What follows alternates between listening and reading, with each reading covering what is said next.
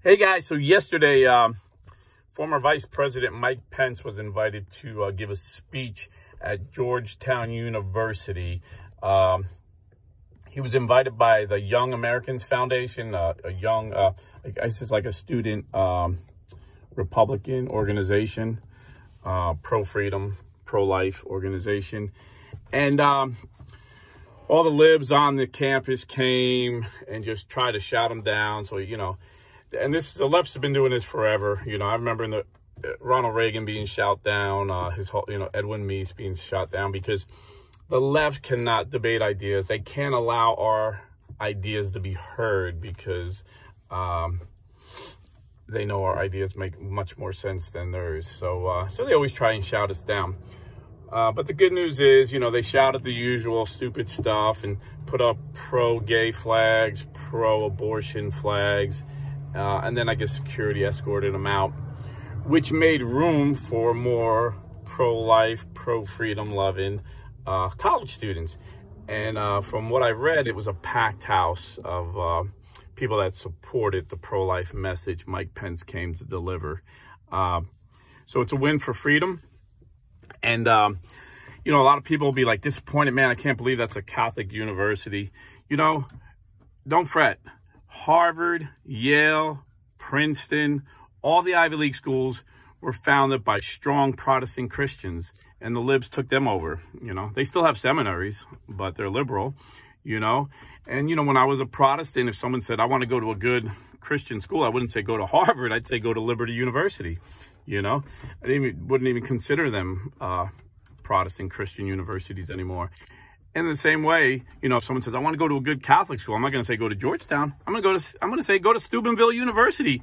Every person I met that went to Steubenville is on fire, very smart Catholic Christian. If you've seen the interview with my parish priest, Father Derek, he's a product of Steubenville. I interviewed Dr. Scott Hahn's son, Father Jeremiah Hahn, another on fire, sold out holy priest. So, don't be thinking like all our schools are shot. Just like, not all the Protestant schools are shot. Not all of our schools are shot. But we're winning, In the 80s, when they shouted down Republicans, they had to leave the stage because there wasn't enough, there were not enough conservative students back there to fill the seats. So we're actually doing better, I misquoted Ronald Reagan. I thought it was his quote. I said, if you're not a liberal when you're 20, you have no heart. If you're not a conservative when you're 40, you have no brain. Then someone corrected me and said, no, Winston Churchill said that. And then I had one of the most brilliant scholars of our time, Dr. Robert P. George, on our show. And he said, actually, scholars don't know who said that. Many attribute it to Winston Churchill. And Ronald Reagan may even have quoted Winston Churchill, but scholars today don't even know who said it. But whoever said it, it rings true. Now, me, I was an exception to the rule. I was a conservative at 14 because I grew up in, the inner city. And I seen the Democrat policies and the corrupt Democrat politicians that just kept making our cities of Newark and Irvington, where I grew up, worse and worse. And so when I was in the Navy and they were checking my heart, the doctor said, oh, your heart sounds good. And I was like, wow, conservatives do have a heart. But anyway, we're winning. It's good news. I mean, we're going to have a huge red wave of pro-life politicians, excuse me, in a couple of weeks. And, another thing I wanted to touch on, I heard a lot of pro-life Republican commentaries get mad at Lindsey Graham for proposing this 15-week ban. So, they're looking at it strategically. I understand that. And they're, 15-week ban, national ban on abortion. And they're saying, why are we bringing that? That's the only issue they got is abortion. Everybody's getting sick and tired of the nuts, the craziness of the Democrat Party. And if you don't realize what's going on, there's a huge exit. Some high profile names like Tulsi Gabbard, who was a Democrat presidential candidate, Naomi Wolf, lifelong Democrat, Dave Rubin. I mean, the list goes on and on and on. And, even Joe Rogan, who's a Bernie Sanders supporter, sees how crazy the Democrat Party is. you know, and he's talking to DeSantis last time I heard him, which, you know, people are just seeing how crazy nuts these socialists on the left are. You know, they just want to totally control us, you know, totally control our lives. And so they're like, why bring up abortion? I don't know. To me, I thought that was a brilliant move, because what it showed was we're not the extreme position. The Democrats are extreme position. 15 weeks. So we're saying 4 months, you know. Most Americans don't realize the Democrat position is they don't want any ban. Now they're forced to answer that, where they wouldn't talk about it. They would just talk about how extreme we want to ban all abortions. They never talked about what they wanted. Now they're forced to talk about it. You know, there's a few voices in the past. I've heard, you know, Marco Rubio in the past when he was running for president. Senator Rand Paul. I remember Rand Paul was on ABC News, and he said, my position's not extreme. Do you realize the Democrats want to abort 6-pound babies? We want to make that legal? And the news reporter's like, no, I don't think that's true. And he's like, it's true. What are you talking about? Look at their position. Now they're forced to admit, yeah, they want to abort 6-7-pound babies. This is the Democrat position. They're the extremists. So I think Lindsey Graham's move was brilliant, because now the focus is on, they're the extreme ones.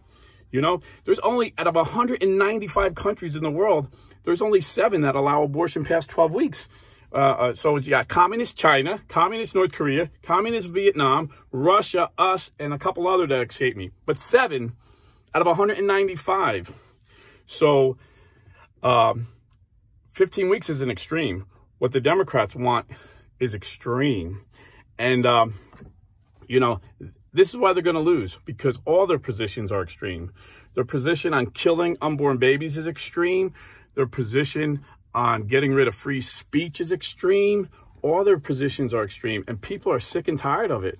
But the main thing is, like, you know, former Bill Clinton campaign manager George Stephanopoulos, who pretends he's a unbiased journalist on ABC News, said it's the economy, stupid. So even people that aren't ideologues like us, they just look at the economy. You know, gas was under $2 when Trump was president. We weren't dependent on OPEC. We were energy independent. Inflation was at 1.5%. Everything was going great. Interest rates were low. Inflation was low. Gas prices were low. Things were great. So people want to get back to that. And they know the Republicans can stop any more damage Biden does. And then in 2024, we'll get Trump back in, and he'll get us back to where we were.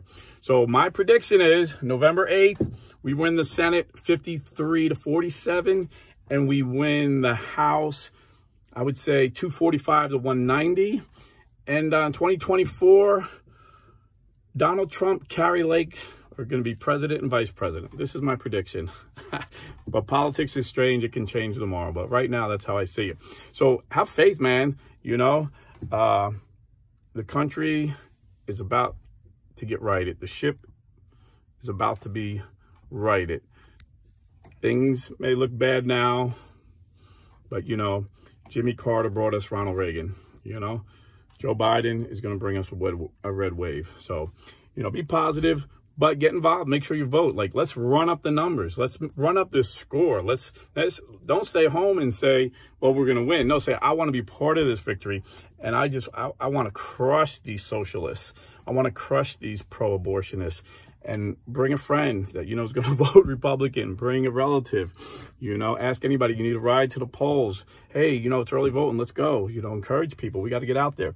And put your money where your mouth is. If you are buying or selling real estate, go to realestateforlife.org and do business with a pro-life Catholic real estate company.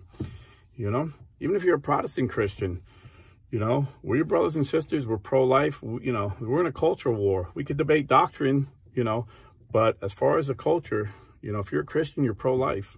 So go to realestateforlife.org. God bless. I'm about to get into this stop. They just opened the door, so got to run. Have a great weekend.